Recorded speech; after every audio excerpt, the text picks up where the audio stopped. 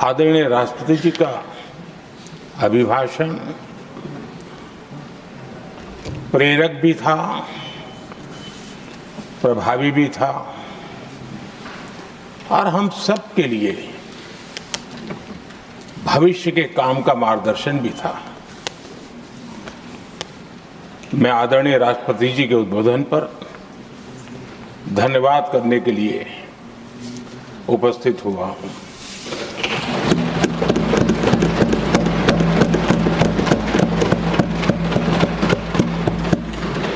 आदरणीय सभापति जी, करीब 70 से भी ज्यादा माननीय सांसदों ने अपने बहुमूल्य विचारों से इस आभार प्रस्ताव को समृद्ध करने का प्रयास किया है। यहां पक्ष प्रतिपक्ष दोनों तरफ से चर्चा हुई। हर किसी ने अपने अपने तरीके से राष्ट्रपति जी के अभिभाषण को जिसने जैसे समझा वैसे यहां समझाया और उन्होंने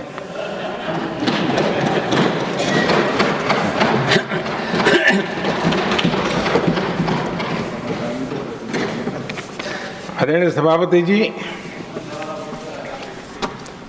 यहां पर सबका साथ सबका विकास, इस पर बहुत कुछ कहा गया।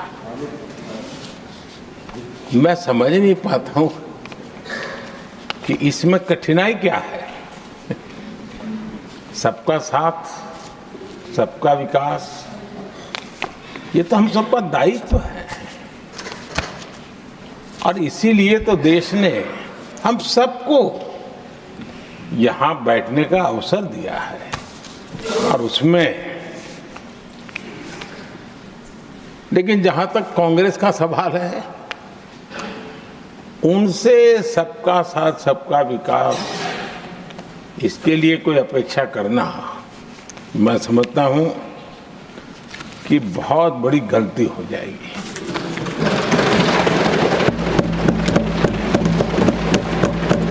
ये उनकी सोच के बाहर है, उनकी समझ के भी बाहर है और उनके रोड मैप में भी ये सूट नहीं करता है,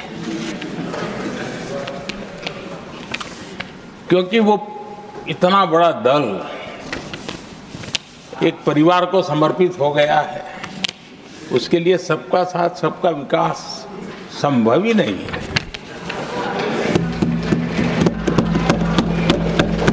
आदरणीय सभापति जी, कांग्रेस ने राजनीति का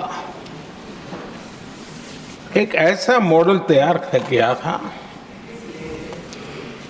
जिसमें झूठ, फरेब, भ्रष्टाचार, परिवारवाद, तुष्टीकरण, सबका गालमेल था। जहां सबका गालमेल हो वहां सबका साथ हो ही नहीं सकता।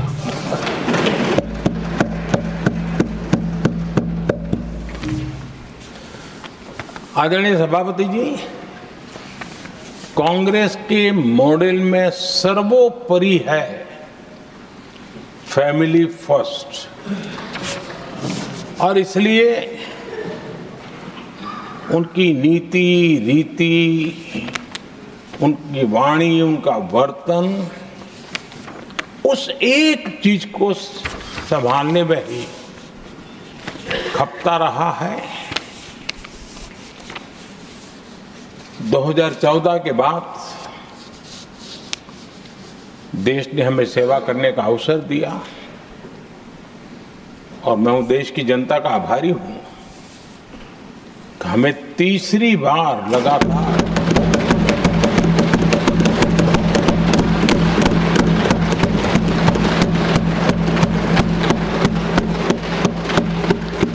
ये तीसरी बार जनता यहां पहुंचाती है। इतने बड़े देश में इतनी वाइब्रेंट डेमोक्रेसी हो, वाइब्रेंट मीडिया हो, हर प्रकार के बातें बताने की छूट हो, उसके बावजूद भी देश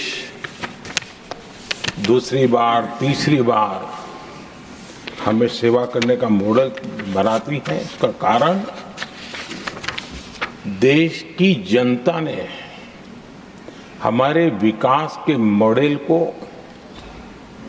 परखा है, समझा है और समर्थन दिया है। और हमारा ये विकास का मॉडल को अगर मुझे एक शब्द में कहना है तो मैं ये कहूंगा, नेशन फर्स्ट, राष्ट्र प्रथम। इसी एक उम्दा भावना और समर्पित भाव से हमने लगातार अपनी नीतियों में, अपने कार्यक्रमों में, हमारे वाणी में, वर्तन में इसी एक बात को मानदंड मान करके देश की सेवा करने का प्रयास किया है।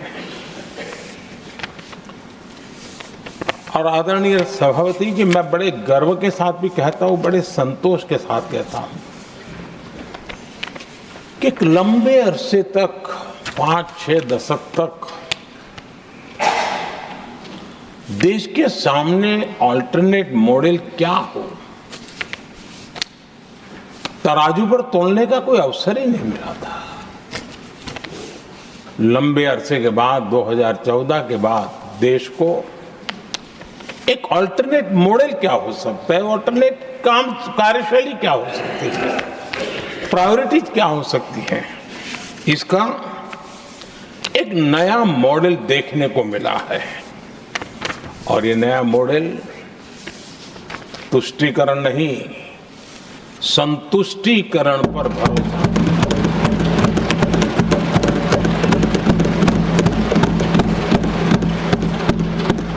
पहले के मॉडल में, खास करके कांग्रेस के कालखंड में,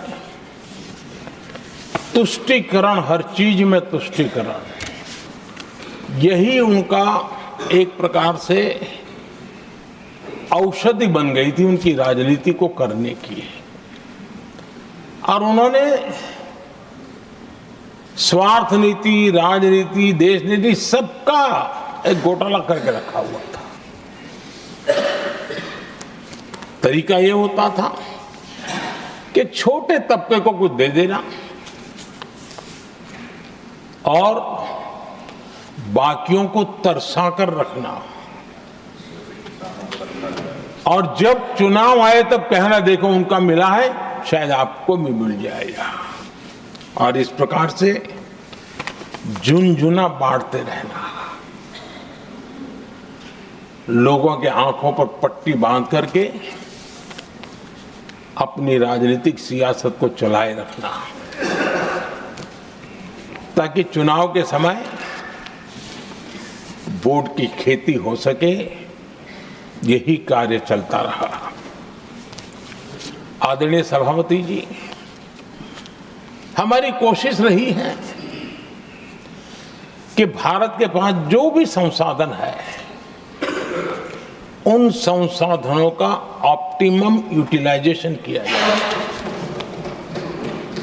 भारत के पास जो समय है, उस समय का भी बर्बादी से बचा करके पल पल का उपयोग देश की प्रगति के लिए, जन सामान्य के कल्याण के लिए, उसी पर वो खर्च हो। और इसलिए हमने एक अप्रोच अपनाया, सैचुरेशन का अप्रोच।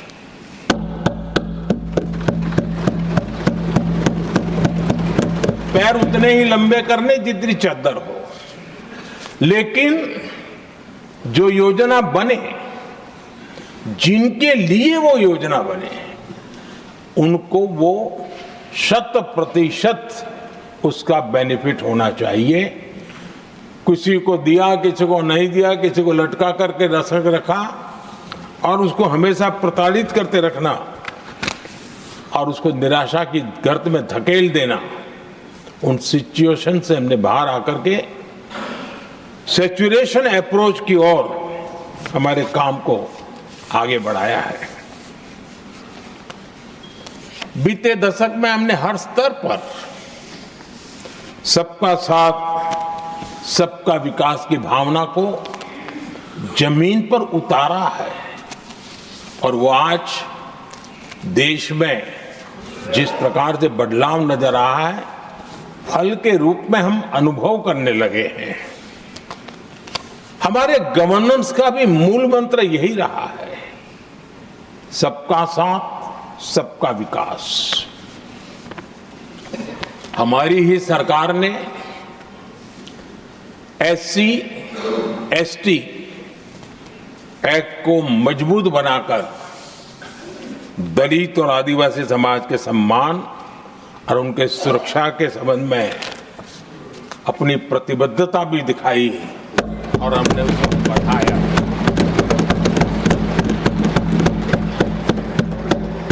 आदरणीय सभापति जी, आज जातिवाद का जहर फैलाने के लिए भरपूर प्रयास हो रहा है, लेकिन 3-3 दशक तक दोनों सदन के OBC MPs और सभी दलों के OBC MPs सरकारों से मांग करते रहे थे कि OBC आयोग को संवैधानिक दर्जा दिया जाए। ठुकरा दिया गया,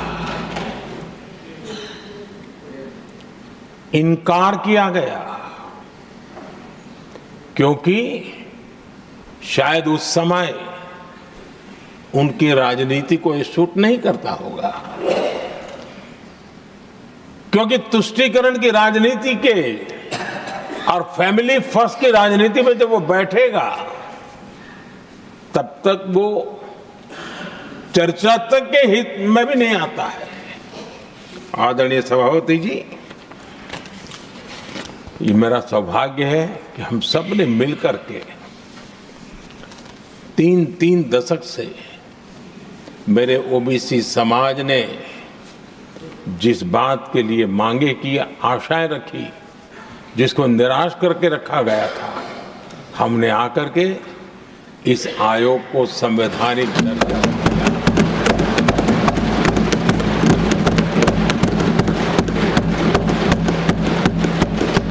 और हमने सिर्फ उनकी मांग पूरी की इतना नहीं, हमारे लिए उनका मान सम्मान भी उतना ही महत्वपूर्ण है, क्योंकि देश के 140 करोड़ देशवासियों को हम जनता जनार्दन के रूप में पूजने वाले लोग हैं। आदरणीय सभापति जी, हमारे देश में जब जब आरक्षण का विषय आया तो उसको एक तंदुरुस्त तरीके से समस्या के समाधान के लिए सत्य को स्वीकार करते हुए करने का प्रयास नहीं हुआ। हर चीज में देश में विभाजन कैसे हो, तनाव कैसे पैदा हो, एक दूसरे के खिलाफ दुश्मनी कैसे पैदा हो, वही तरीके अपनाए गए। देश आजाद होने के बाद जब जब ये प्रयास हुए हैं, इसी तरीके से हुए हैं। पहली बार हमारी सरकार ने एक ऐसा मॉडल दिया और सबका साथ सबका विकास के मंत्र की प्रेरणा से दिया कि हमने सामान्य वर्ग के गरीब को 10% आरक्षण दिया, बिना तनाव के, बिना किसी का छीन करके। और जब ये निर्णय किया तो SC समुदाय ने भी उसको स्वागत किया, ST समुदाय ने भी स्वागत किया, OBC समुदाय ने भी स्वागत किया।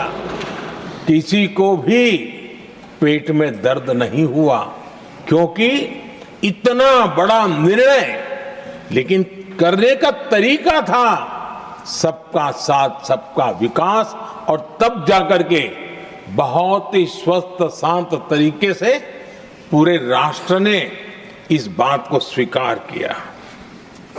आदरणीय सभापति जी, हमारे देश में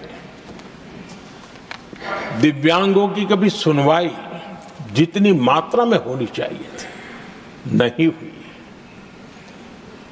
जब सबका साथ सबका विकास का मंत्र होता है ना, तब मेरे दिव्यांग जन भी उस सबके कैटेगरी में होते हैं और तब जाकर के हमने दिव्यांगों के लिए आरक्षण का विस्तार किया, दिव्यांगों के लिए सुविधाएं उपलब्ध हो इसके लिए मिशन मोड में काम किया, दिव्यांगों के कल्याण के लिए अनेक योजनाएं बनाई, लेकिन योजनाओं को लागू भी किया। ये इसके कारण इतना ही नहीं, आदरणीय सभापति जी, ट्रांसजेंडर कम्युनिटी के अधिकारों को लेकर के हमने उसको कानूनी रूप से उसको पुख्त करने के लिए प्रामाणिकता पूर्वक प्रयास किया। सबका साथ सबका विकास के मंत्र को हम कैसे जीते हैं, ये हमने समाज के उस उपेक्षित वर्ग की तरफ भी हमने बड़ी संवेदना के साथ देखा।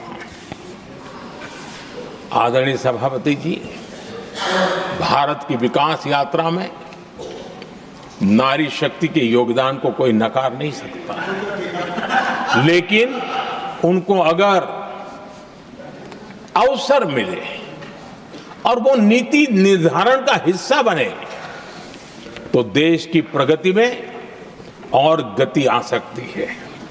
और इस बात को ध्यान में रखते हुए हमने ही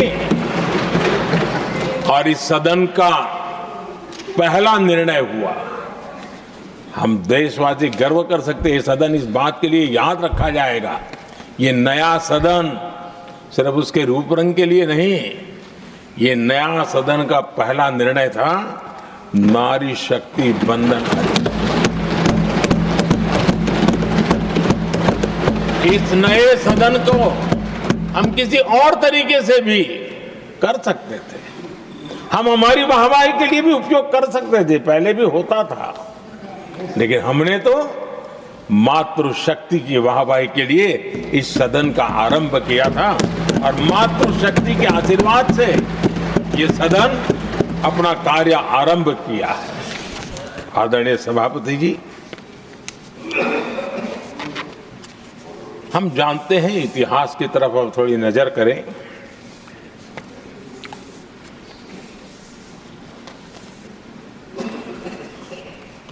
यानी मैं कह रहा हूं इसलिए नहीं, बाबा साहब आंबेडकर के साथ कांग्रेस को कितनी नफरत रही थी, उनके प्रति कितना गुस्सा था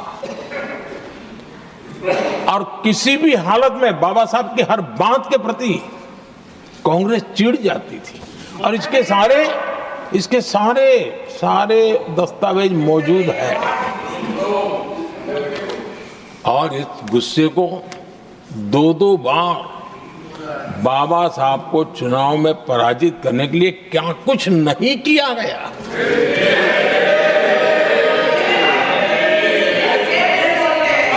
कभी भी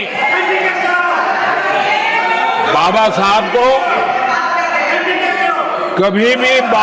को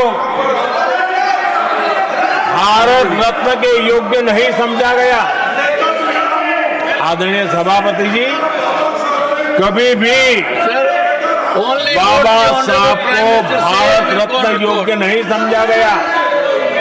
इतना ही नहीं, आदरणीय सभापति जी, इस देश के लोगों ने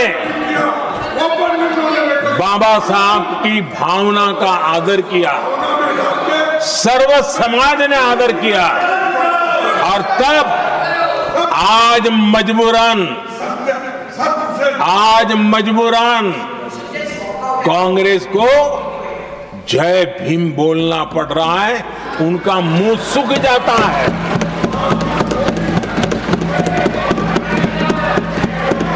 और आदरणीय सभापति जी, ये कांग्रेस भी रंग बदलने में बड़ी माहिर लग रही है। इतनी तेजी से अपना नकाब बदल देते हैं, ये इसमें साफ साफ नजर आ रहा है। आदरणीय सभापति जी, आप कांग्रेस का अध्ययन करेंगे तो कांग्रेस की राजनीति, जैसे हमारा मूल मंत्र रहा सबका साथ सबका विकास, वैसा उनका हमेशा रहा कि दूसरे की लकीर छोटी करना।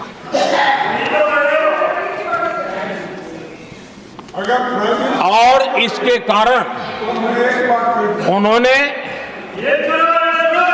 सरकारों को अस्थिर किया। किसी भी राजनीतिक दल की सरकार कहीं बनी तो उसको अस्थिर कर दिया, क्योंकि लकीर छोटी करो दूसरे की, इसी काम में वो लगे रहे। और ये जो उन्होंने रास्ता चुना है ना, औरों की लकीर छोटी करने का, लोकसभा के बाद भी जो उनके साथ थे वो भी भाग रहे हैं, क्योंकि उनको पता चला गया ये तो हमें भी मार डालेंगे। और यही उनकी नीतियों का परिणाम है कि आज ये हाल हो गए हैं कांग्रेस के। देश की सबसे पुरानी पार्टी, आजादी के आंदोलन से जुड़ी पार्टी, इतनी दुर्दशा। ये औरों की लकीर छोटी करने में अपनी शक्ति खपा रहे हैं ना। अगर वो खुद की लकीर लंबी करते तो उनकी ये दशा नहीं होती। और मैं बिना मांगे एडवाइस दे रहा हूं, आप अपनी लकीर लंबी करने में मेहनत कीजिए, सोचिए, तो कभी न कभी देश आपको भी ये 10 मीटर दूर यहां आने का अवसर देगी।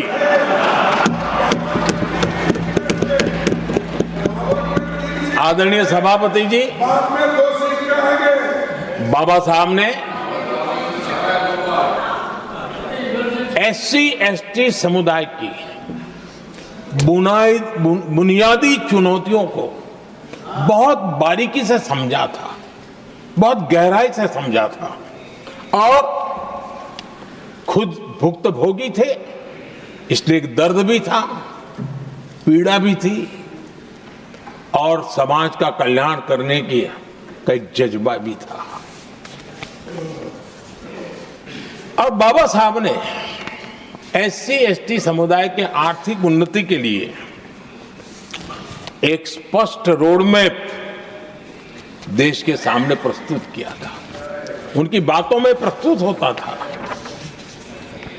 और बाबा साहब ने एक बहुत महत्वपूर्ण बात कही थी, मैं उनका कोट पढ़ना चाहता हूं। बाबा साहब ने कहा था, भारत एक कृषि प्रधान देश है, लेकिन दलितों के लिए ये आजीविका का मुख्य साधन बन ही नहीं सकता। ये बाबा साहब ने कहा था। उन्होंने आगे कहा था, और इसके कई कारण हैं।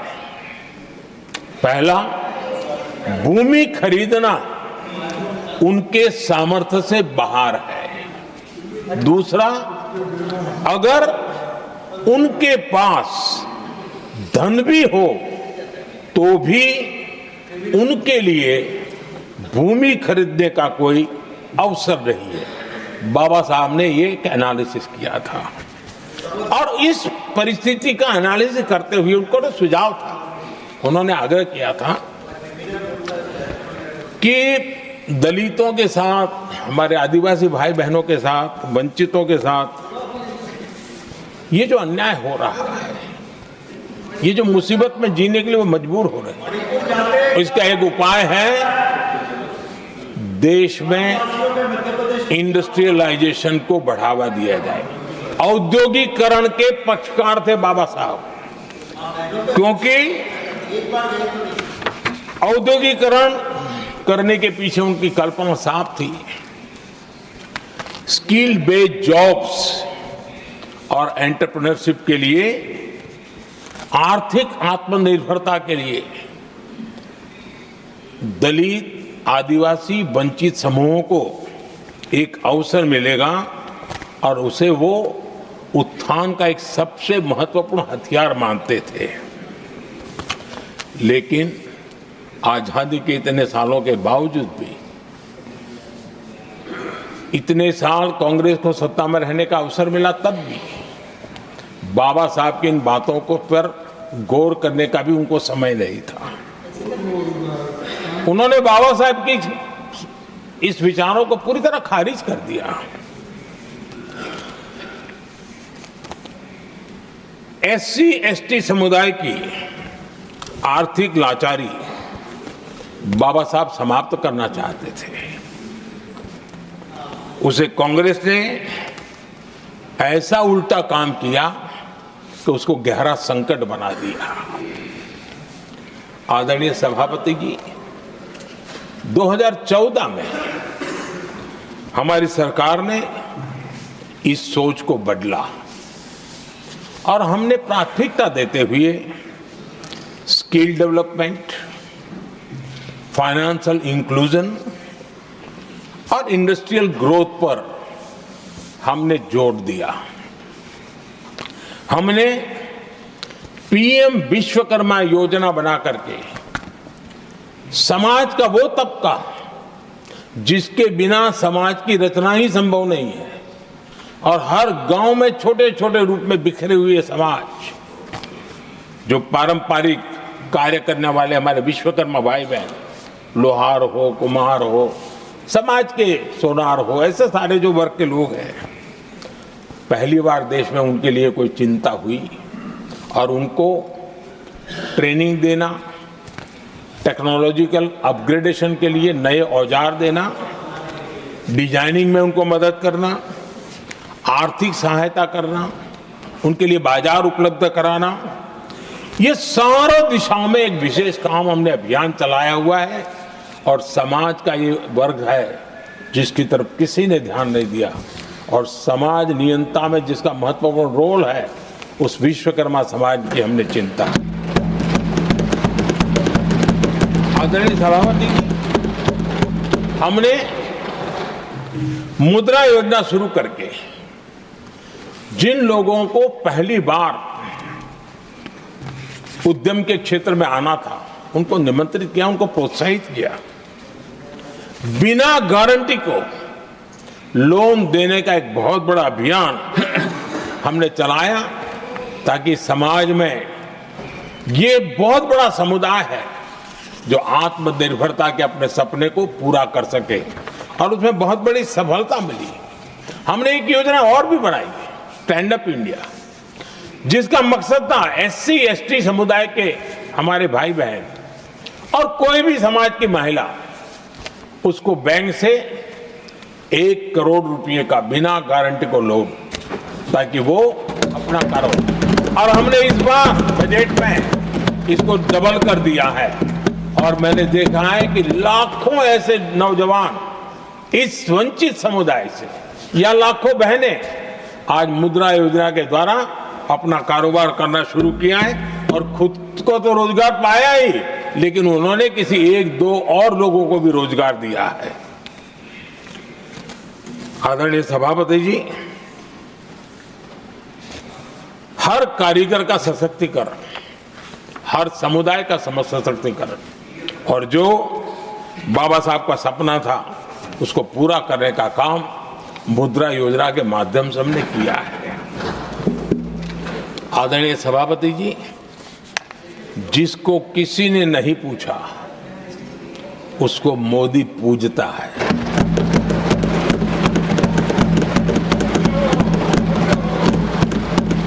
गरीब, वंचित, उसकी का कल्याण, ये हमारी प्राथमिकता है। इस वर्ष के बजट में भी आप देखिए, लेदर इंडस्ट्री, फुटवेयर इंडस्ट्री, ऐसे अनेक छोटे दायरे के विषयों को हमने स्पर्श किया है। और इसका सबसे बड़ा लाभ गरीब और वंचित समुदाय के लोगों को मिलने वाला है, जो इस बजट पे घोषणा की। अब उदाहरण के रूप में टॉयज की बात करें, समाज के इस प्रकार के वर्ग के लोग ही टॉयज बनाने के काम में हैं। हमने उस पर ध्यान केंद्रित किया।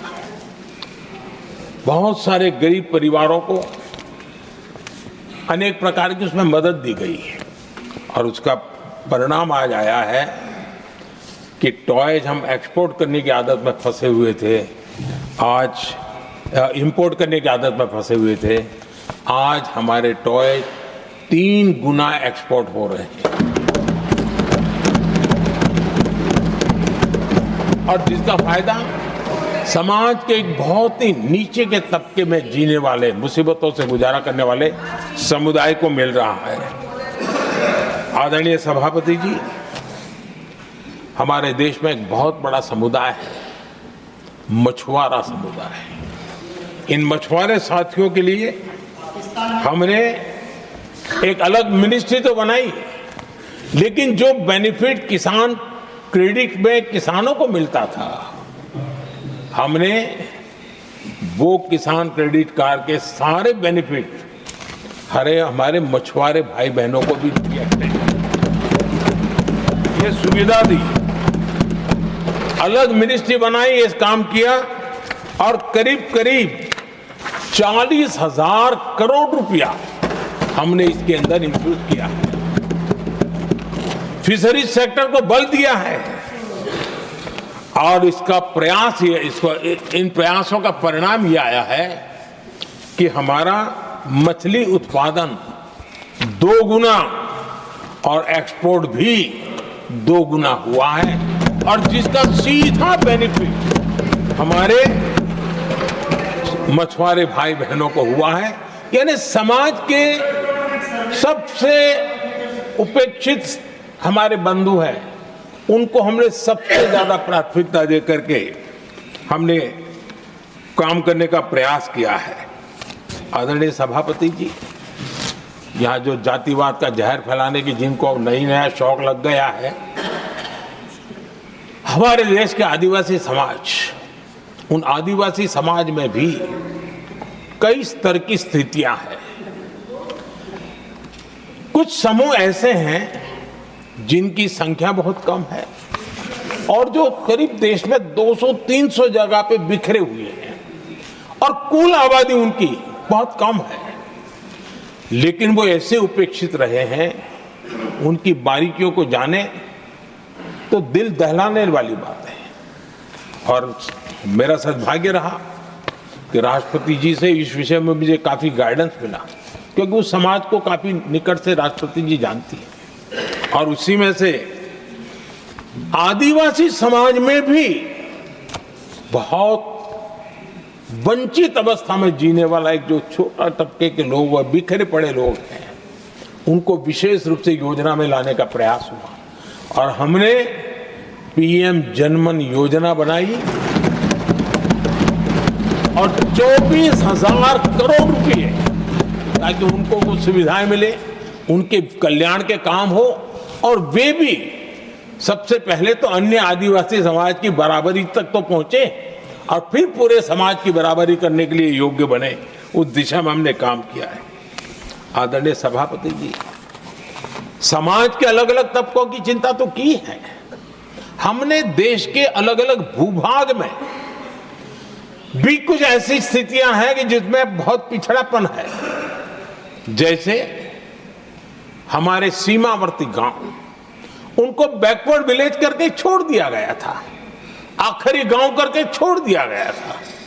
हमने सबसे पहले मनोवैज्ञानिक परिवर्तन लाया। हम ये जो दिल्ली पहले और बाद में सब धीरे धीरे जो जाए दूर जाता जाए आखिर चला जाए, हमने बदल दिया। हमने तय किया कि सीमा पर जो लोग हैं वो पहले और वो अंदर की तरफ आता जाए।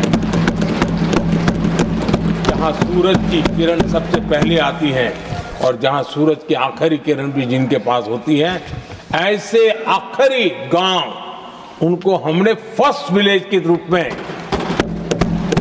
विशेष दर्जा देते हुए, विशेष योजना बनाते हुए हमने उनके विकास के कामों को, इतना ही नहीं, उसको प्राथमिकता इतनी दी कि मैंने पिछले टर्म में मंत्री परिषद के साथियों को ऐसे दूर दराज के गांवों में 24 घंटे रुकने के लिए भेजा था और -15 डिग्री वाले कुछ विलेजेस थे, वहां भी हमारे मंत्री वहां जाकर के रुके थे, उनको समझने का, उनकी समस्याओं के समाधान के लिए प्रयास किया था। और हमने 15 अगस्त 26 जनवरी में जो मेहमान बुलाते हैं, उसमें भी ये जो सीमा पर बसे हुए हमारे पहले विलेज है, आज उनके प्रधानों को हम 26 जनवरी 15 अगस्त में बुलाते हैं।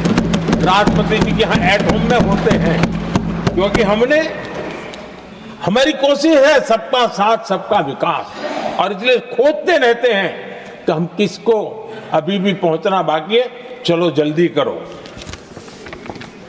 आदरणीय सभापति जी, वाइब्रेंट विलेज की योजना देश की सुरक्षा के लिए भी बहुत उपयोगी हो रही है, बहुत महत्वपूर्ण हो रही है, और हम उसको भी बल दे रहे हैं।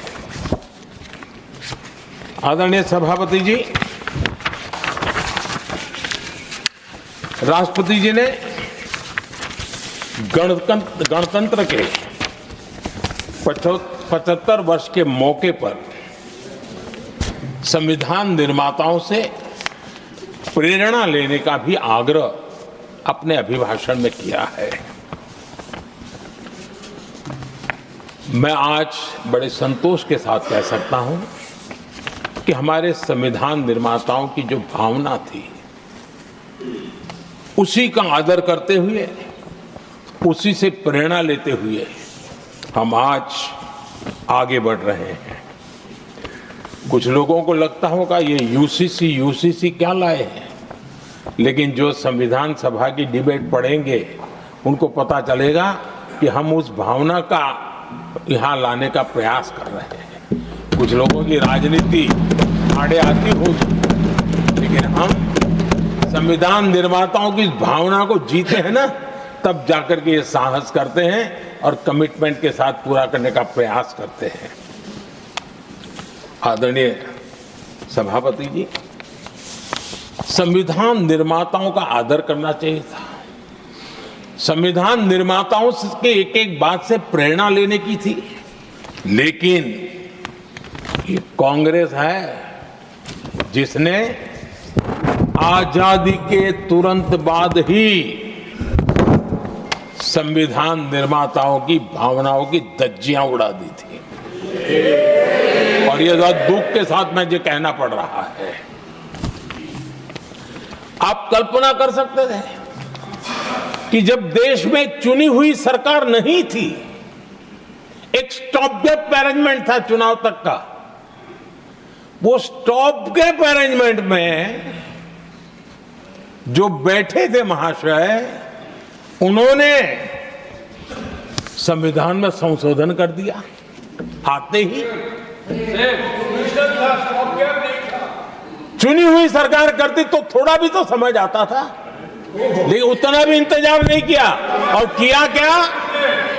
किया क्या उन्होंने फ्रीडम ऑफ स्पीच को कुचला, फ्रीडम ऑफ स्पीच को कुचला। अखबारों पर, प्रेस पर लगाम लगाई और डेमोक्रेट का टैग लगाकर घूमते रहे दुनिया में। देश के डेमोक्रेसी का महत्वपूर्ण स्तंभ, उसको कुचलने का काम हुआ, और ये संविधान की भावना का पूरी तरह अनादर था। आदरणीय सभापति जी, देश की पहली सरकार थी, नेहरू जी प्रधानमंत्री थे, और मुंबई में जब नेहरू जी प्रधानमंत्री थे, तब मुंबई में मजदूरों की एक हड़ताल हुई। उसमें मशहूर गीतकार मजरूह सुल्तानपुरी जी ने एक गीत गाया था, कॉमनवेल्थ का दास है। ये कविता उन्होंने गाई थी। कविता गाने मात्र के गुणे में नेहरू जी ने देश के एक महान कवि को जेल में ठूस दिया।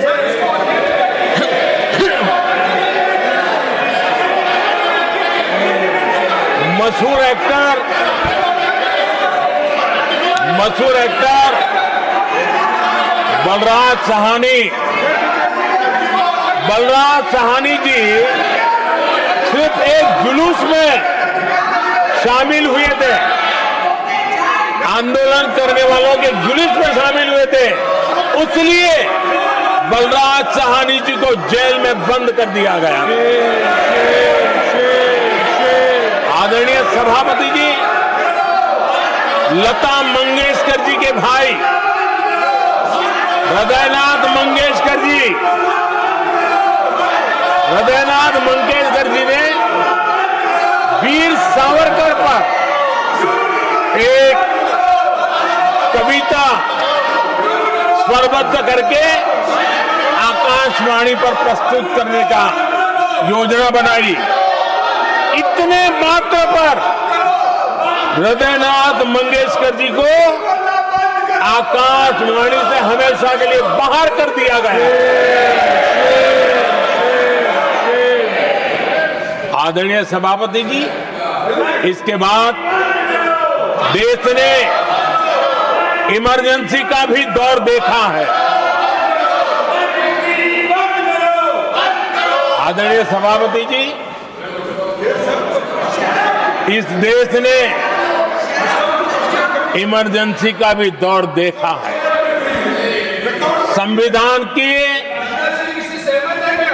किस प्रकार से कुचला गया, संविधान के स्पिरिट को किस प्रकार से रौंदा गया, और वो भी सत्ता सुख के लिए किया गया, ये देश जानता है। और इमरजेंसी में प्रसिद्ध सिने कलाकार देवानंद जी से आग्रह किया गया कि वे इमरजेंसी का समर्थन करें पब्लिकली। देवानंद जी ने साफ साफ इमरजेंसी पर समर्थन करने से इनकार कर दिया। उन्होंने हिम्मत दिखाई, और इसलिए दूरदर्शन पर देवानंद जी की सभी फिल्मों को प्रतिबंधित कर दिया गया।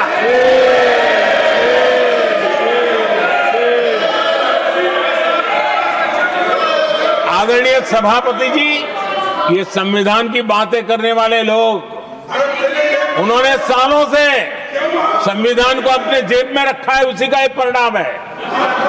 संविधान का सम्मान नहीं किया है। आदरणीय सभापति जी किशोर कुमार जी, उन्होंने कांग्रेस के लिए गाना गाने से मना किया। इस एक गुनाह के लिए आकाशवाणी पर किशोर कुमार के सभी गानों को प्रतिबंधित कर दिया गया।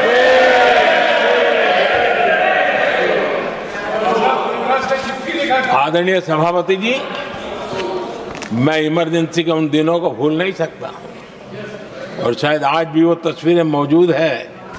ये जो लोकतंत्र की बातें करते हैं, मानव गरिमा की बातें करते हैं, और बड़े बड़े भाषण देने के लिए शौकीन लोग हैं, आपातकाल में जॉर्ज फर्नांडिस समेत देश के महानुभावों को हथकड़ियां पहनाई गई थी, जंजीरों से बांधा गया था। संसद के सदस्य, देश के गणमान्य नेता, उनको हथकड़ियां और जंजीरों से बांधा गया था। इनके मुंह में संविधान शब्द शोभा नहीं देता है।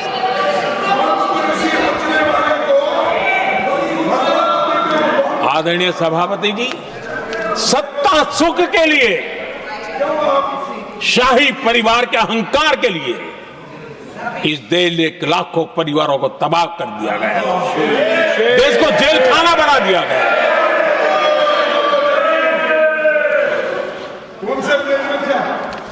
बहुत लंबा संघर्ष चला। ये अपने आप को बहुत बड़ा 30 बार खा मारने वालों को जनता जनार्दन की ताकत को स्वीकार करना पड़ा, घुटने टेकने पड़े और देश में जनता जनार्दन के सामर्थ्य से इमरजेंसी हटी। ये भारत के लोगों की रगों में जो लोकतंत्र है ना, उसी का परिणाम था।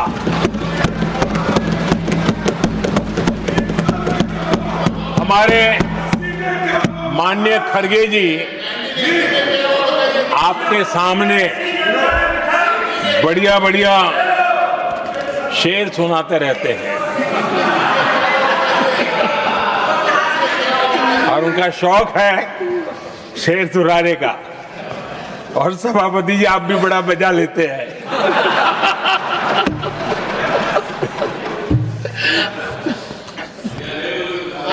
एक शेर मैंने भी कहीं पढ़ा था,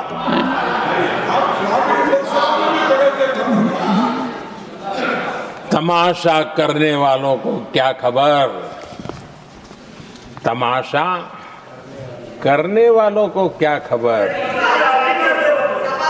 हमने कितने तूफानों को पार कर दिया जलाया है,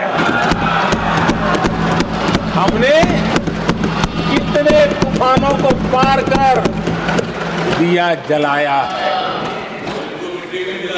आदरणीय सभापति जी, मैं आदरणीय खड़गे जी वरिष्ठ नेता है और मैं हमेशा सम्मान करता हूँ और इतना लंबा समय सार्वजनिक जीवन ये छोटी बात नहीं है। और मैं इस देश में चाहे शरद राव हो चाहे खड़गे जी हो, इन सब का मैं, हमारे देवगौड़ा जी बैठे हैं, ये असामान्य सिद्धियां हैं उनके जीवन की जो उन्होंने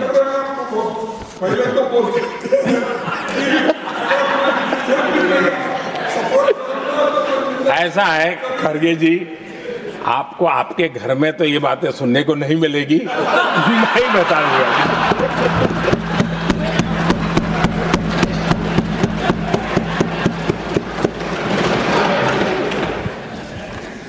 इस बार मैं देख रहा था कि खड़गे जी कविताएं पढ़ रहे थे, लेकिन जो बातें बता रहे थे और आपने बड़ा सही पकड़ा था कि जरा बताओ तो सही भी ये कविता है कब की है? उनको पता था, सभापति जी उनको पता था ये कविता कब की है। भीतर कांग्रेस की दुर्दशा का इतना दर्द पड़ा था, लेकिन वहां हालत यह है कि बोल नहीं सकते, तो उन्होंने सोचा ये अच्छा मंच है, यही बोल दें। और इसलिए उन्होंने नीरज की कविता के माध्यम से उनके घर के हालात यहां प्रस्तुत किए हैं। आदरणीय सभापति जी, जो आज के लिए सही है, खड़गे जी को मैं आज वही कवि नीरज जी की कुछ पंक्तियां सुनाना चाहता हूं।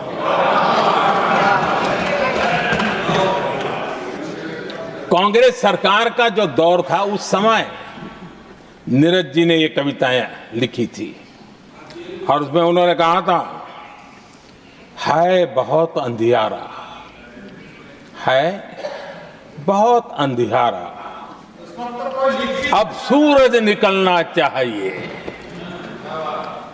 अब सूरज निकलना चाहिए, जिस तरह से भी हो ये मौसम बदलना चाहिए, जिस तरह से भी हो ये मौसम बदलना चाहिए। नीरज जी ने कांग्रेस के उस कालखंड में ये कविता कही। 1970 में जब कांग्रेस, अरे चारों तरफ कांग्रेस का राज चलता था, उस समय नीरज जी का एक और कविता संग्रह प्रकाशित हुआ था, फिर दीप जलेगा। हरिवंश जी तो अभ्यासु हैं तो उनको भली भांति पता है। उस समय उनका ये संग्रह प्रसिद्ध हुआ था, फिर दीप जलेगा। उसमें उन्होंने कहा था, और ये बड़ा महत्वपूर्ण है, नीरज जी ने उस समय कहा था, मेरे देश उदास न हो। नीरज जी ने अपनी कविता में कहा था, मेरे देश उदास न हो, फिर दीप जलेगा, तिमिर ढलेगा। और हमारा सद्भाग्य देखिए, हमारे प्रेरणा पुरुष अटल बिहारी वाजपेयी जी ने भी 40 साल पहले कहा था, सूरज निकलेगा, अंधेरा छटेगा, कमल खिलेगा।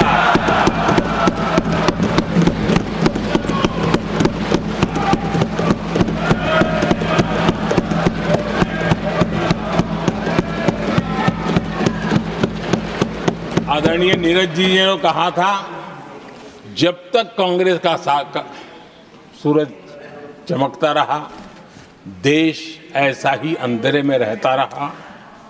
कई दशक तक ऐसे ही हाल बने रहे। आदरणीय सभापति जी, गरीबों को शक्ति देने के लिए, गरीबों के सशक्तिकरण के लिए जितना काम हमारे कार्यकाल में हुआ है, हमारी सरकार के द्वारा हुआ है, इतना पहले कभी नहीं हुआ। गरीबों का सशक्तिकरण और गरीब ही गरीबी को परास्त करे, उस दिशा में हमने योजनाओं को आकार दिया। और मुझे मेरे देश के गरीबों पर भरोसा है, उनके सामर्थ्य में भरोसा है। अगर अवसर मिल जाए ना, तो वो हर चुनौतियों को पार कर सकता है। और गरीब ने करके दिखाया, योजनाओं का लाभ लेते हुए, अवसरों का फायदा उठाते हुए, सशक्तिकरण के माध्यम से 25 करोड़ गरीबी को परास्त करने में सफल हुए। 25 करोड़ लोगों को गरीबी से बाहर निकालना, ये हमारे लिए गर्व का विषय है कि हमने एक बहुत बड़ा काम किया है। जो लोग गरीबी से निकले हैं, कठोर परिश्रम करके निकले हैं, सरकारी पर भरोसा करते हुए, योजनाओं को आधार बना करके, और आज गरीबी से निकलकर वो एक न्यू मिडिल क्लास हमारे देश में अर्जित हुआ है। आदरणीय सभापति जी, मेरी सरकार इस न्यू मिडिल क्लास और मिडिल क्लास के साथ डट करके खड़ी है और बहुत कमिटमेंट के साथ हम खड़े हैं। हमारे न्यू मिडिल क्लास और मिडिल क्लास की आकांक्षाएं आज देश के लिए गति देने वाली शक्ति है। हमारे देश की एक नई ऊर्जा है, देश की प्रगति का सबसे बड़ा आधार है। हम मिडिल क्लास के, न्यू मिडिल क्लास के सामर्थ्य को बढ़ाना चाहते हैं। हमने मिडिल क्लास के लिए एक बहुत बड़े हिस्से को टैक्स में इस बजट में जीरो कर दिया है।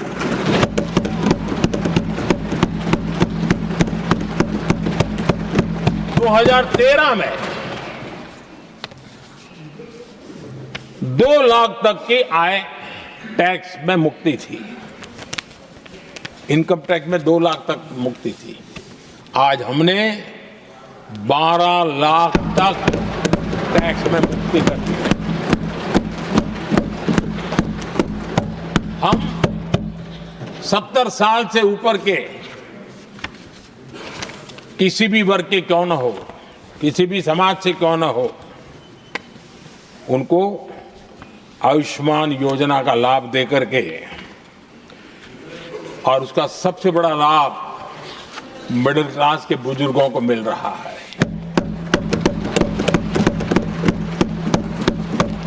आदरणीय सभापति जी, हमने देश में 4 करोड़ घर बनाकर हमारे देशवासियों को दिए, जिसमें से 1 करोड़ से ज्यादा घर शहरों में बने हैं।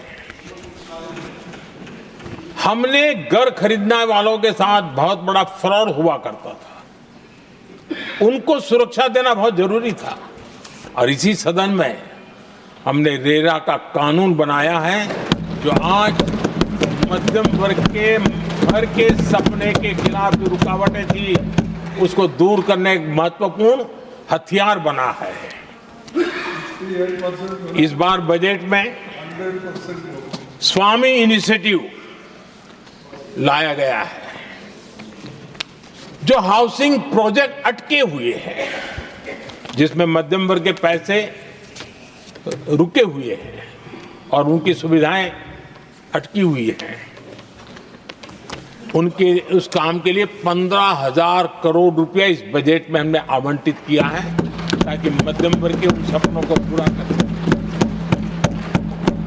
आदरणीय सभापति जी, स्टार्टअप का रिवॉल्यूशन जिसको आज दुनिया ने देखा है, और उसका एक प्रभाव भी है।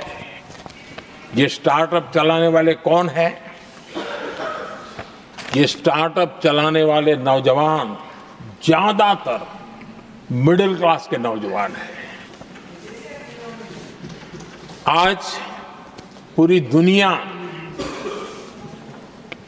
भारत के प्रति आकर्षित है, खास करके G20 समूहों की देश के 50-60 स्थानों पर जो मीटिंगें हुई, उसके कारण भारत को जो पहले सभी दिल्ली, मुंबई या बेंगलुरु मानते थे, भारत को विशालता का उनको पता चला है।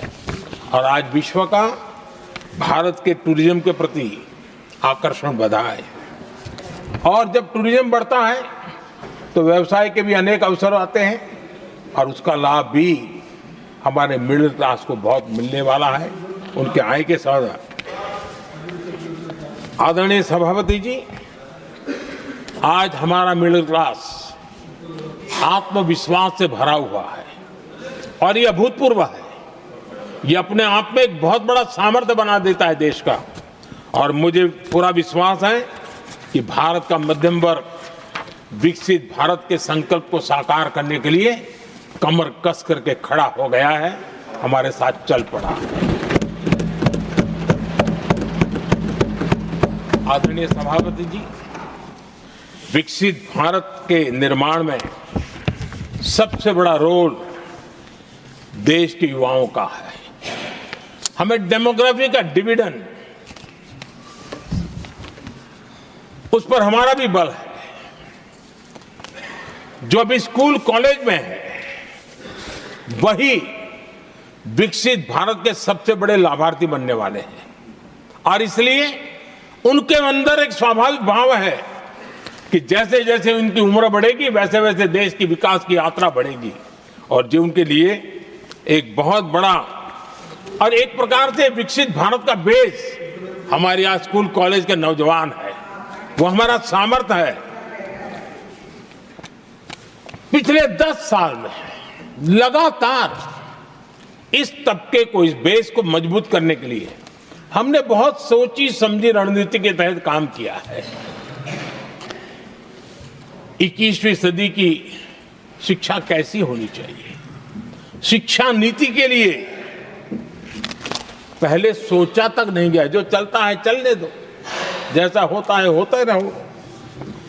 करीब 3 दशक के अंतराल के बाद नई राष्ट्रीय शिक्षा नीति लेकर के हम आए।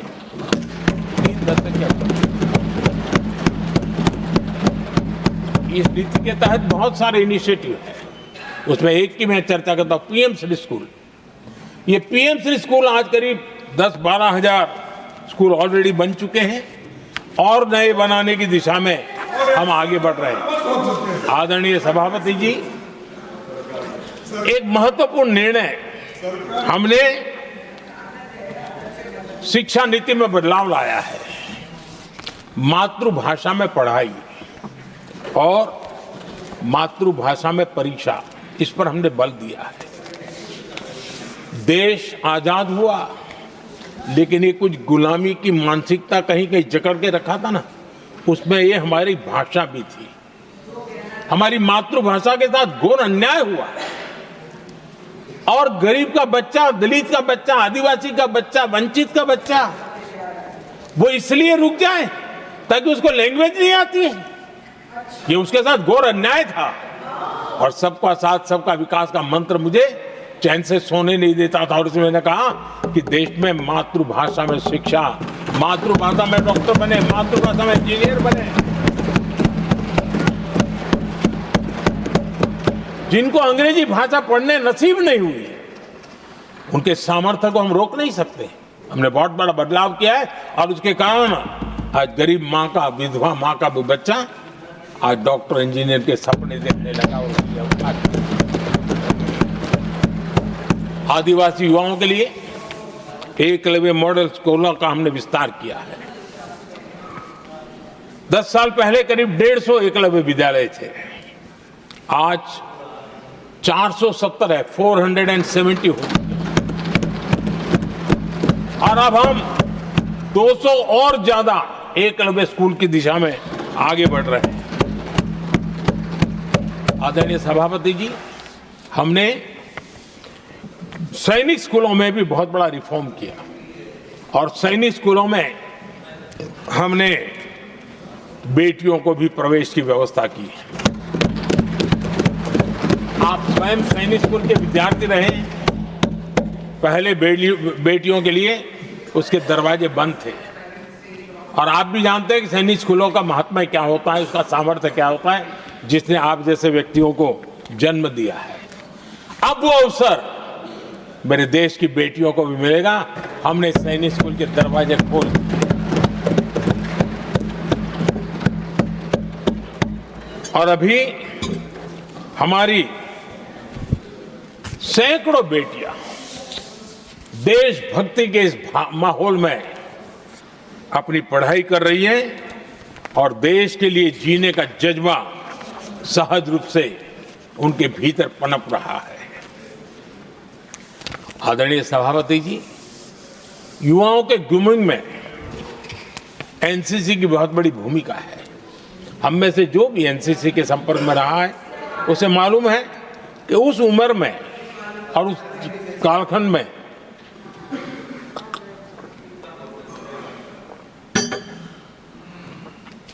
एक बहुत सुनहरा अवसर होता है व्यक्ति के विकास में, सर्वांगीण विकास में। उसको एक एक्सपोजर मिलता है। बीते वर्षों में एनसीसी में अभूतपूर्व विस्तार हुआ है। हमने उसको भी जकड़ करके बैठ गए थे। 2014 तक एनसीसी में करीब 14 लाख कैडेट हुआ करते थे। आज वो संख्या 20 लाख पार कर गई।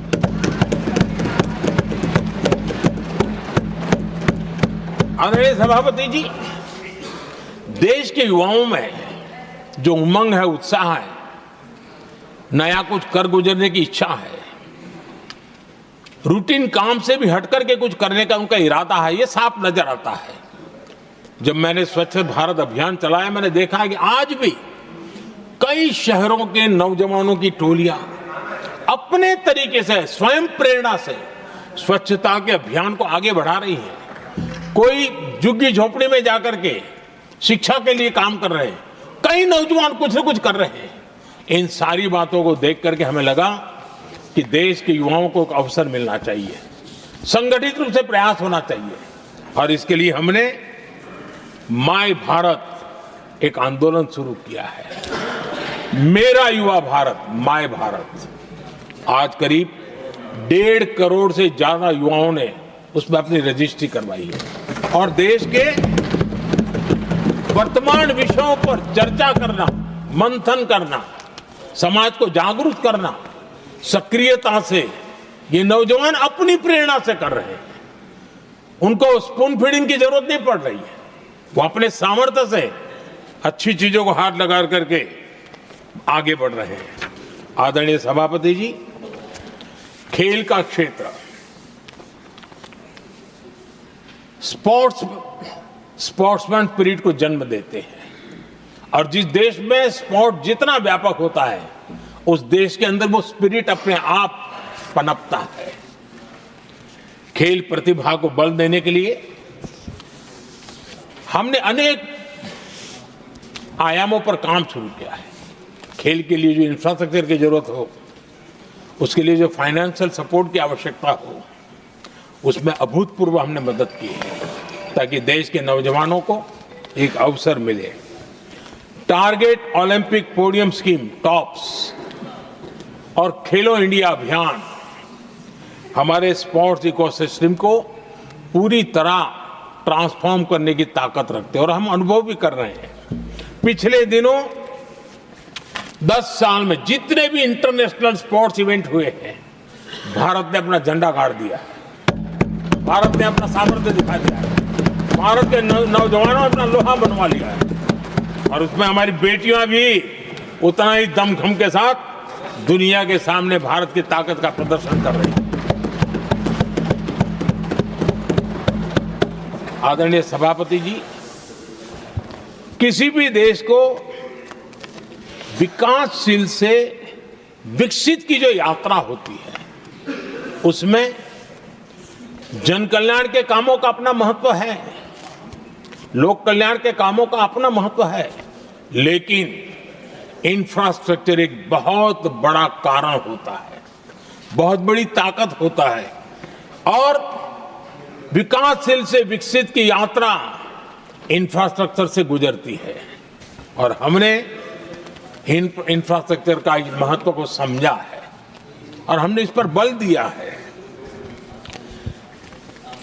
और जब इंफ्रास्ट्रक्चर की बात होती है तो ये भी जरूरी है कि वो समय सर पूरे हो, जिसकी हम कल्पना करें, योजना करें, आवश्यकता समझे, लेकिन लटके रहे तो उसका फायदा नहीं मिलता है, उससे टैक्सपेयर का पैसा भी बर्बाद होता है और देश उस लाभ से वंचित रह जाता है, अनेक सालों तक इंतजार करता है, उसका बहुत बड़ा भारी नुकसान होता है जिसको शब्दों में गिना नहीं जा सकता है।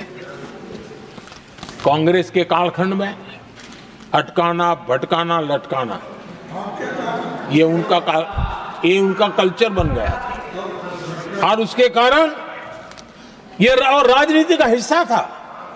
किस प्रोजेक्ट को करने देना, नहीं करने देना, उसमें राजनीतिक तराजू रहता था। सबका साथ सबका विकास का मंत्र नहीं होता था। एक भी नहीं होना।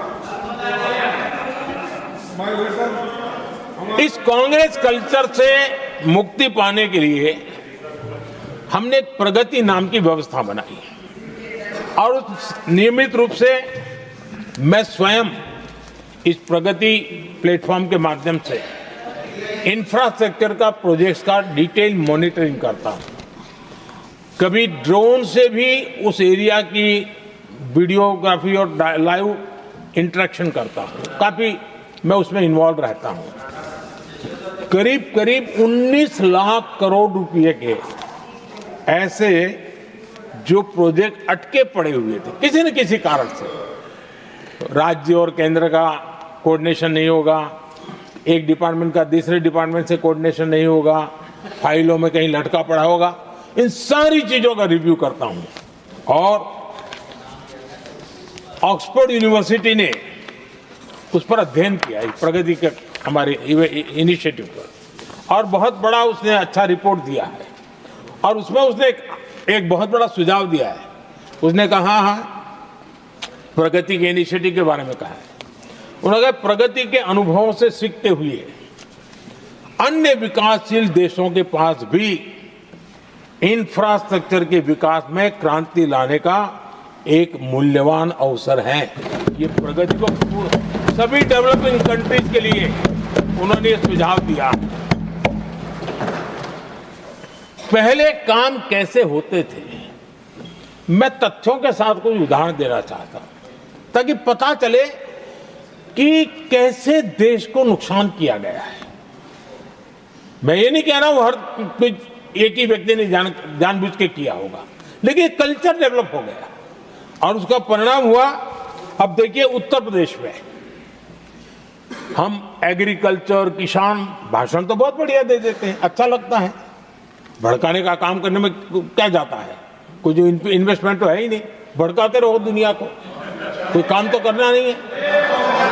उत्तर प्रदेश में कृषि के लिए एक अहम योजना थी, सरयू नहर परियोजना। सरयू नहर परियोजना 1972, सोचिए साहब, 1972 में स्वीकृत हुई थी, 5 दशक तक लटकी रही। 1972 में जिस योजना को सोचा गया, योजना बनी, फाइल पे स्वीकृत हो चुकी, 2021 में हमने आकर के इसको,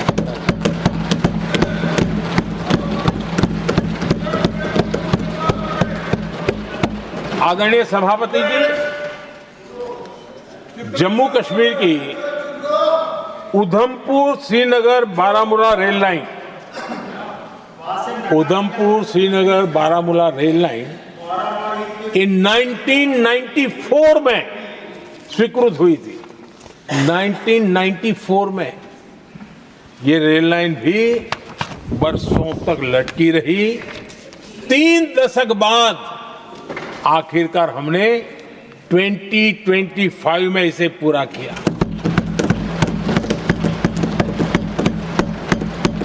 आदरणीय सभापति जी, ओडिशा की Haridaspur Paradip rail line, Haridaspur Paradip rail line 1996 में स्वीकृति हुई थी। ये भी बरसों तक अटकी रही और ये भी 2019 में हमारे कार्यकाल में पूरी हुई। आदरणीय सभापति जी, असम का बोगीबिल ब्रिज 1998 में स्वीकृत हुआ था, ये भी हमारी सरकार ने 2018 में पूरा किया।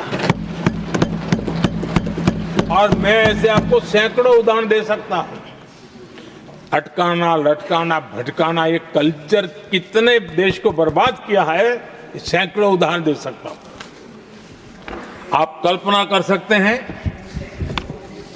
कांग्रेस ने अपने कार्यकाल में देश के लिए, देश जिसके लिए हकदार था, जो होने की संभावनाएं भी थी, इस प्रगति का न करते हुए कितनी बर्बादी की है, इसका आप अंदाज लगा सकते हैं। इंफ्रास्ट्रक्चर प्रोजेक्ट्स में सही प्लानिंग और समय सही एग्जीक्यूशन, इसके लिए पीएम गति शक्ति नेशनल मास्टर प्लान बनाया है। पीएम गति शक्ति में जो लोग डिजिटल वर्ल्ड में इंटरेस्टेड हैं, उनके लिए जरूरी है समझना, और मैं तो चाहूंगा इसको राज्यों ने भी उपयोग करना चाहिए। पीएम गति शक्ति प्लेटफॉर्म में 1600 डेटा लेयर्स हैं हमारे देश के अलग अलग कामों के, और निर्णय प्रक्रिया को तेज करते हैं, सरल करते हैं, और उसको लागू करने में भी बहुत तेजी से उसको लागू किया जा सकता है। तो आज गति शक्ति प्लेटफॉर्म अपने आप में एक बहुत बड़ा इंफ्रास्ट्रक्चर के काम को गति देने वाला आधार बन गया है। आदरणीय सभापति जी,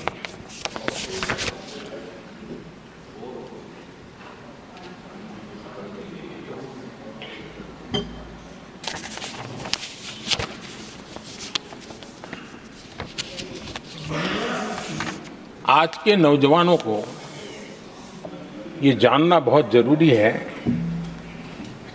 कि उनके माँ बाप को मुसीबतों से जिंदगी क्यों गुजारनी पड़ी, देश की ऐसी हालत क्यों हुई, उनको जानना बहुत जरूरी है। अगर बीते दशक में डिजिटल इंडिया के लिए हम प्रोएक्टिव न होते, हम कदम न उठाते, तो आज जैसी सुविधाएं लेने में हमें कई साल इंतजार करना पड़ता। ये हमारे प्रोएक्टिव डिसीजन और प्रोएक्टिव एक्शन का परिणाम है कि आज हम समय के साथ या कहीं कहीं समय से आगे चल रहे हैं। आज देश में 5G टेक्नोलॉजी दुनिया में सबसे तेज गति से व्याप्त हमारे देश में हो रहा है। आदरणीय सभापति जी, मैं अतीत के अनुभवों से कह रहा हूं, कंप्यूटर हो, मोबाइल फोन हो, एटीएम हो, ऐसी कई टेक्नोलॉजी दुनिया के कई देशों में हमारे से बहुत पहले पहुंच चुकी थी, लेकिन भारत में आते आते दशकों बीत गए तब जाकर के पहुंचा। अगर मैं हेल्थ की बात करूं, बीमारी की बात करूं, टीकाकरण की बात करूं, जैसे चेचक, बीसीजी का टीका, जब हम गुलाम थे तब दुनिया में वो टीकाकरण हो रहा था, कुछ देशों में हो चुका था, लेकिन भारत में ये दशकों बाद आया। पोलियो की वैक्सीन हमने दशकों तक इंतजार करना पड़ा। दुनिया आगे बढ़ चुकी थी, हम पीछे रह गए थे। कारण यह था, कांग्रेस ने देश की व्यवस्था को ऐसे जकड़ करके रखा था। उनको लगता था सारा ज्ञान सरकार में जो बैठे हैं उन्हीं को है, वही सब कर लेंगे, और उसी का एक परिणाम था लाइसेंस परमिट राज। मैं देश के नौजवानों को कहूंगा, लाइसेंस परमिट राज का कितना जुल्म था। देश विकास नहीं कर सकता था और लाइसेंस परमिट राज यही कांग्रेस की पहचान बन गई थी। आदरणीय सभापति जी, कंप्यूटर का जब शुरुआती दौर था तो कंप्यूटर को इंपोर्ट करना चाहता है तो उसके लिए लाइसेंस लेना होता था कंप्यूटर लाने के लिए, और कंप्यूटर लाने के लाइसेंस पाने में भी सालों लग जाते थे। आदरणीय सभापति जी, वो दिन थे मकान बनाने के लिए सीमेंट चाहिए तो सीमेंट के लिए भी परमिशन लेना पड़ता था मकान बनाने के लिए। इतना ही नहीं सभापति जी, शादी ब्याह में अगर चीनी की जरूरत हो, चीनी चाय पिलानी हो तो भी लाइसेंस लेना पड़ता था।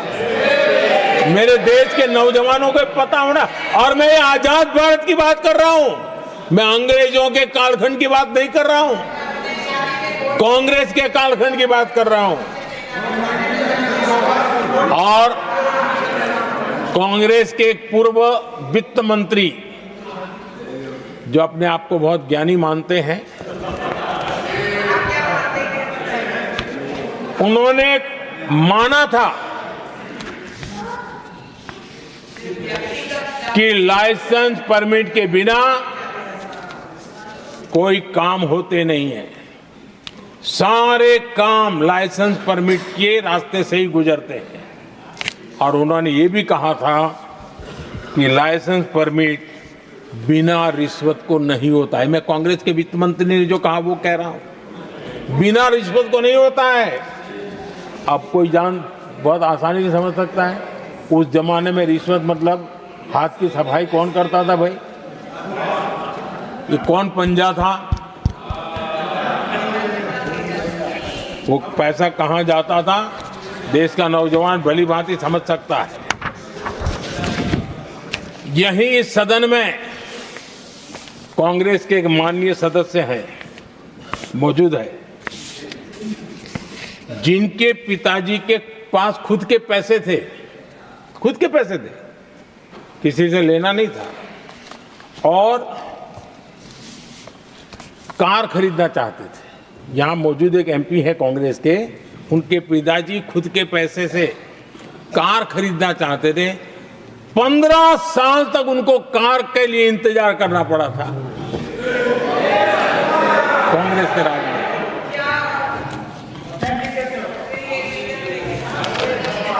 आदरणीय सभापति जी, हम सब जानते हैं स्कूटर लेना हो तो बुकिंग करवा के पैसा देना, 8-8, 10-10 साल एक स्कूटर खरीदने में लग जाता था। और अगर मजबूरी में स्कूटर मानो बेचना पड़ा तो उसके लिए सरकार से परमिशन लेनी पड़ती थी। यानी कैसे देश चलाया इन लोगों ने। और इतना ही नहीं, गैस सिलेंडर एमपी को कूपन दिया जाता था, एमपी को कूपन दिया जाता था कि तुम इलाके में 25 लोगों को गैस कनेक्शन दे सकते हो। गैस सिलेंडर के लिए कतार लगती थी। टेलीफोन कनेक्शन, नाक को दम आ जाता था टेलीफोन कनेक्शन के लिए।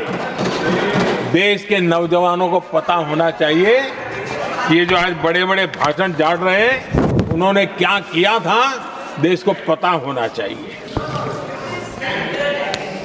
आदरणीय सभापति जी, ये सारी पाबंदियां और लाइसेंस राज की नीतियों ने भारत को दुनिया की सबसे धीमी आर्थिक वृद्धि दर में धकेल दिया। लेकिन क्या आप जानते हैं, इस कमजोर वृद्धि दर को, इस विफलता को दुनिया में किस नाम से कहने की शुरुआत हो गई? हिंदू रेट ऑफ ग्रोथ कहने लगे। एक समाज का पूरा अपमान, विफलता सरकार में बैठे हुए लोगों की, काम न करने के सामर्थ्य बैठे हुए लोगों का, समझ शक्ति का अभाव बैठे हुए लोगों का, दिन रात भ्रष्टाचार में डूबे हुए लोगों का, और गाली पड़ी एक बहुत बड़े समाज को, हिंदू ग्रेट ऑफ ग्रोथ।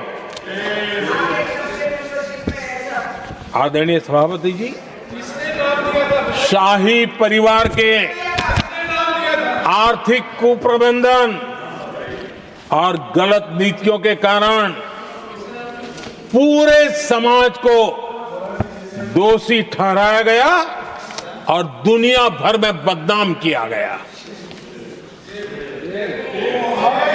जबकि हम इतिहास देखें तो भारत के लोगों का तरीका और नीतियां, भारत के स्वभाव में लाइसेंस राज नहीं था, परमिट नहीं थी।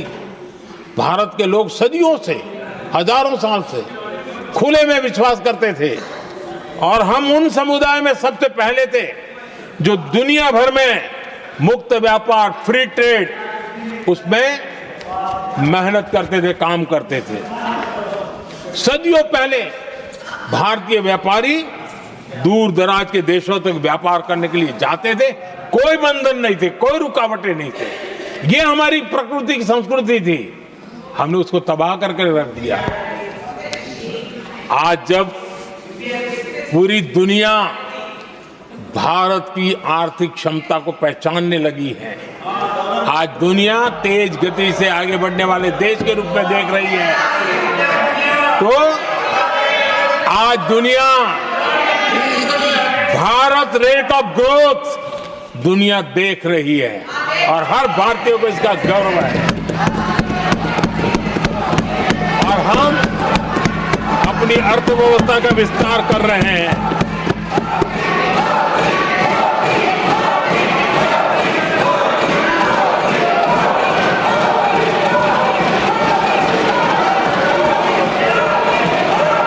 आदरणीय सभापति जी, आदरणीय सभापति जी, कांग्रेस के पंजे से मुक्त होकर आप देश चैन की सांस ले रहा है और ऊंची उड़ान भी भर रहा है।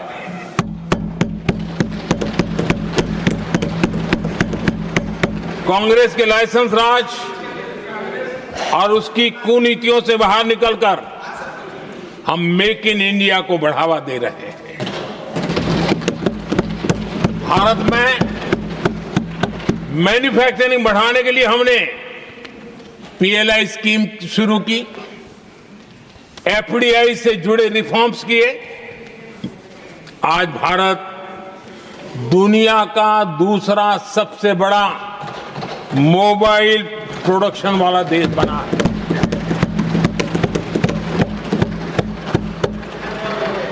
पहले हम ज्यादातर फोन बाहर से इंपोर्ट कर रहे थे, अब हमारी पहचान एक मोबाइल एक्सपोर्टर के रूप में बनी है। आदरणीय सभापति जी, आज भारत की पहचान डिफेंस मैन्युफैक्चरिंग की बनी है। 10 साल में हमारा डिफेंस प्रोडक्ट्स 10 गुना एक्सपोर्ट बढ़ा है। 10 साल में 10 गुना बढ़ा है। आदरणीय सभापति जी, भारत में सोलर मॉड्यूल मैन्युफैक्चरिंग भी 10 गुना बढ़ गए हैं। आज हमारा देश दुनिया का दूसरा सबसे बड़ा स्टील प्रोड्यूसर देश है। 10 सालों में हमारा मशीनरी और इलेक्ट्रॉनिक एक्सपोर्ट तेजी से आगे बढ़ा है। बीते 10 सालों में भारत का टॉयज एक्सपोर्ट 3 गुना से ज्यादा बढ़ गया है। इन्हीं 10 सालों में एग्रो केमिकल एक्सपोर्ट भी बढ़ा है। कोरोना के कालखंड में हमने 150 से ज्यादा देशों को वैक्सीन और दवाइयां सप्लाई की। मेड इन इंडिया, हमारे आयुष और हर्बल प्रोडक्ट का एक्सपोर्ट भी बहुत तेज गति से बढ़ा है और बढ़ रहा है। आदरणीय सभापति जी, खादी जो कांग्रेस ने की तो सबसे बड़ा एक काम करते रहे खादी के लिए, तो भी मुझे लगता है हाँ ये आजादी के आंदोलन के लोगों से कुछ प्रेरणा आगे बढ़ा रहे हैं। वो भी नहीं किया। खादी और विलेज इंडस्ट्री का टर्नओवर पहली बार 1.5 लाख करोड़ से ज्यादा हुआ। 10 साल में इसका प्रोडक्शन भी 4 गुना हुआ है।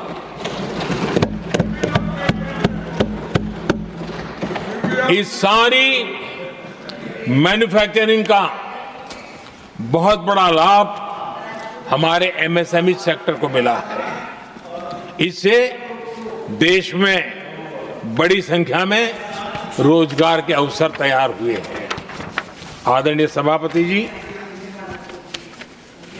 हम सभी जनता के प्रतिनिधि हैं। हम जनता जनार्दन के सेवक हैं। जनप्रतिनिधि के लिए देश और समाज का मिशन ही सब कुछ होता है और सेवा व्रत लेकर के ही जनप्रतिनिधियों के लिए काम करना उनका दायित्व होता है। आदरणीय सभापति जी, देश की हम सभी से अपेक्षा है कि हम विकसित भारत को आत्मसात करने के लिए कोई कमी हमारी तरफ से नहीं रहनी चाहिए।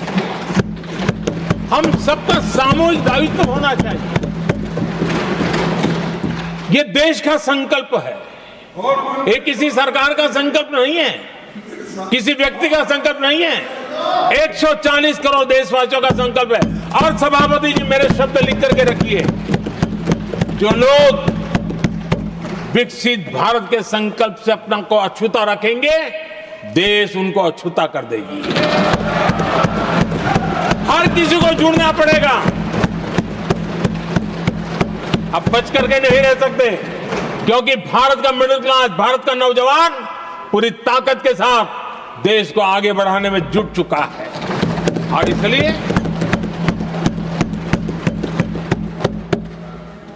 आदरणीय सभापति जी, जब प्रगति की राह पर देश चल पड़ा है, विकास की नई ऊंचाइयों को देश अर्जित कर रहा है, तब हम सबकी भूमिका बड़ी महत्वपूर्ण है। सरकारों में विरोध होना लोकतंत्र का स्वभाव है, नीतियों का विरोध होना लोकतंत्र का जिम्मेवारी भी है, लेकिन घोर विरोधवाद, घोर निराशावाद और अपनी लकीर लंबी नहीं करनी, दूसरी लकीर को छोटा करने की कोशिशें विकसित भारत में रुकावट बन सकती है। हमें उसे मुक्त होना होगा और हमें आत्ममंथन भी करना होगा, निरंतर मंथन करना होगा। मुझे भरोसा है कि सदन में जो चर्चा हुई है उसमें से जो उत्तम चीजें हैं उसको लेकर के हम आगे बढ़ेंगे और हमारा मंथन जारी रहेगा। हमें निरंतर ऊर्जा राष्ट्रपति जी के उद्बोधन से मिलती रहेगी। एक बार फिर राष्ट्रपति जी का मैं हृदय से आभार व्यक्त करता हूं और सभी माननीय सांसदों का भी आभार व्यक्त करता हूं। बहुत बहुत धन्यवाद। I shall now put the amendments which have been moved to vote. Amendment numbers 1 to 4 by Susri Susmita Dev. Are you withdrawing the amendments or I should put to way? No, not till that, sir. Not after that. No. Susmita Dev. असत्य बातें बोली गई हैं। Susmita, nothing will go on record, sir. Not after that. No, sir. No. Not present. आप असत्य बातें बोलते हट नहीं सकते। सुनिए। Amendment number 5 to 8 by Shri A. Rahim. Are you withdrawing or moving the amendments? Sir, I move the amendment, sir. You are moving the amendments. और आप बोलते ही रहे। I shall now put the amendments to vote. Those in favor will please say aye. Those against will please say no. I think the noes have it, the noes have it, the noes have it. Amendment numbers 5 to 8 are negative. Amendment numbers 9 to 11 समझता हूँ उनके by Shri Manoj Kumar Jha. Are you withdrawing the amendments or moving? Sir, after Prime Minister's speech, I will still move the amendment. I shall now put the amendments to vote. Those in favor will please say aye. Those against will please say. I think noes have it. Noes have it. Noes have it. Amendment numbers 9 to 11 are negative. Amendment number 12 to 17 by Sri Ramjilal Suman. Are you moving or withdrawing? Sir, I am moving. Moving? Yes. Sure about it? I shall now put the amendments to vote. Those in favor will please say aye. Those against will please say no. I think the noes have it, the noes have it, the noes have it. Amendment numbers 12 to 17 are negative. Amendment numbers 18 to 26 by Sri M. Sanmugam. Are you moving or withdrawing? I am moving, sir. Moving. I shall now put the amendments to vote. Those in favor will please say aye. Those against will please say no. I think noes have it, noes have it, noes have it. Amendment numbers 18 to 26 are negative. Amendment numbers 27 to 36 by Dr. Kani Mozi and Vian Somu. Are you moving? I shall now put the amendments to vote. Those in favor will please say aye. Those against will please say no. I think the noes have it, the noes have it, the noes have it. Amendment numbers 27 to 36 are negative. Amendment numbers 37 and 38 by Shri M. Muhammad Abdullah. Are you moving or withdrawing? Not present. Amendment numbers 45 to 48 by Shri Pramod Tiwari.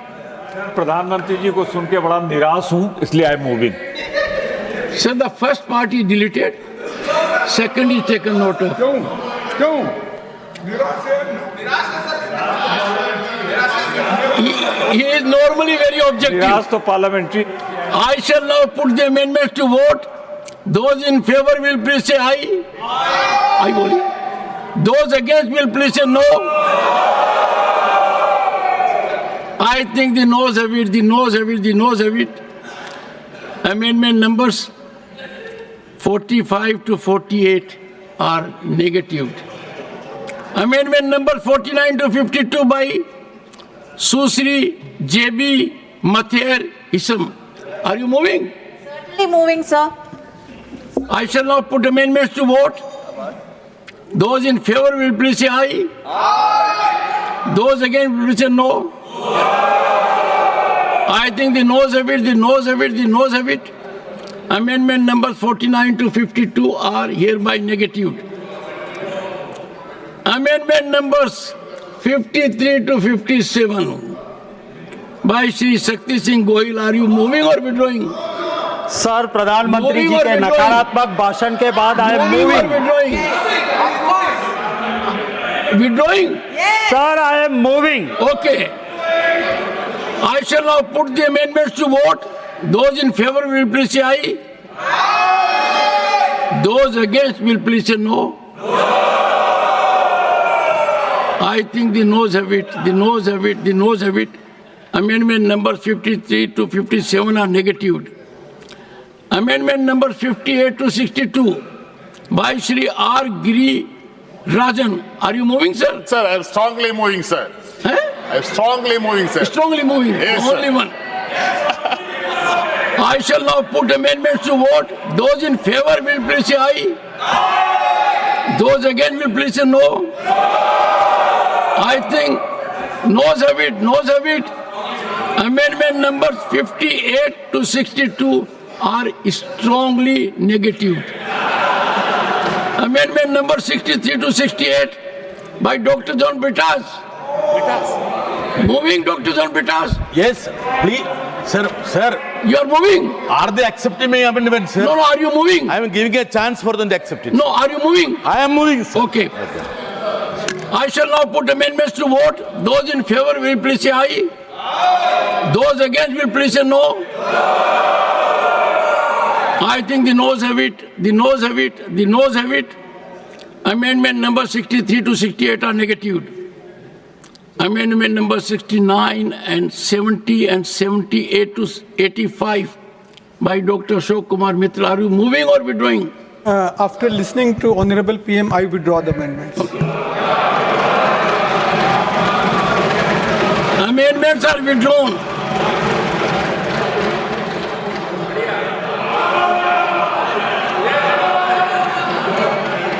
Amendment numbers 86 to 88 by Dr. Fozia Khan. Dr. Fozia Khan, moving or withdrawing? Yes, sir.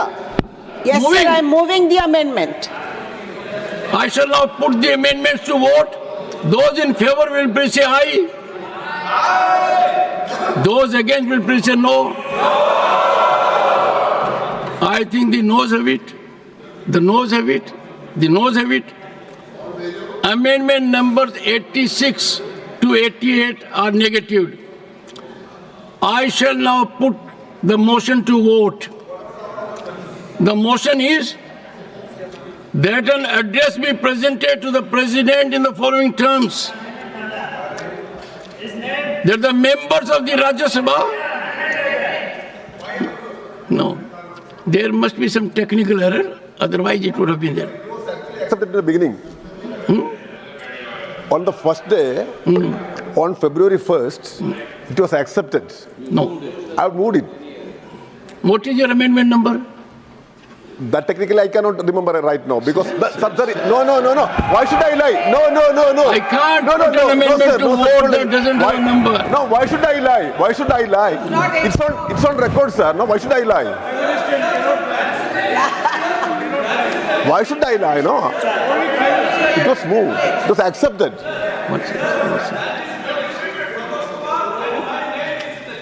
That is 5 to 8 of the amendment list. Which Doctor- amendment numbers? Amendment number 528. Already you have called the Rahim's name. Dr. One second, Santosh Kumar's name and Dr. V. Shivadasan's name is One there. second.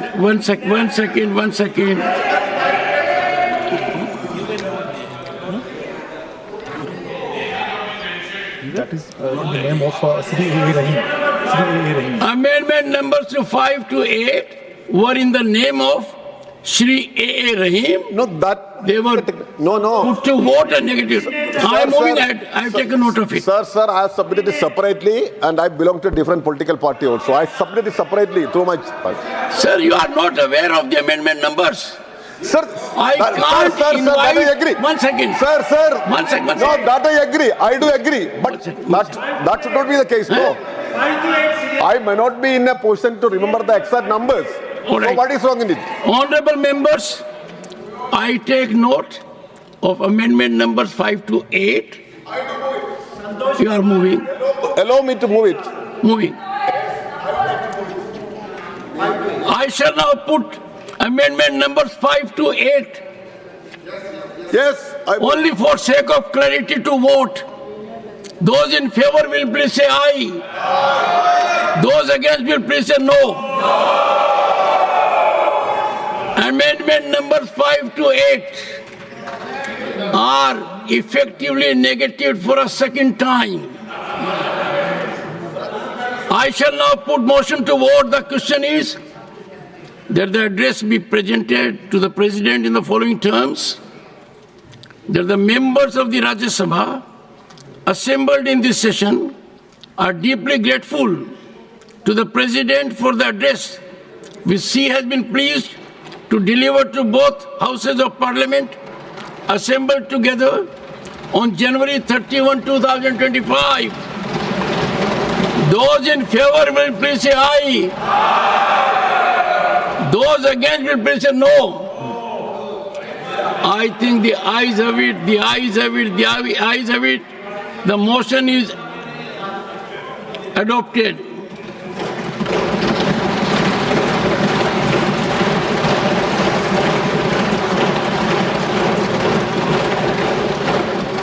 The House stands adjourned to meet at 11 a.m. on Friday, the 7th February, 2025.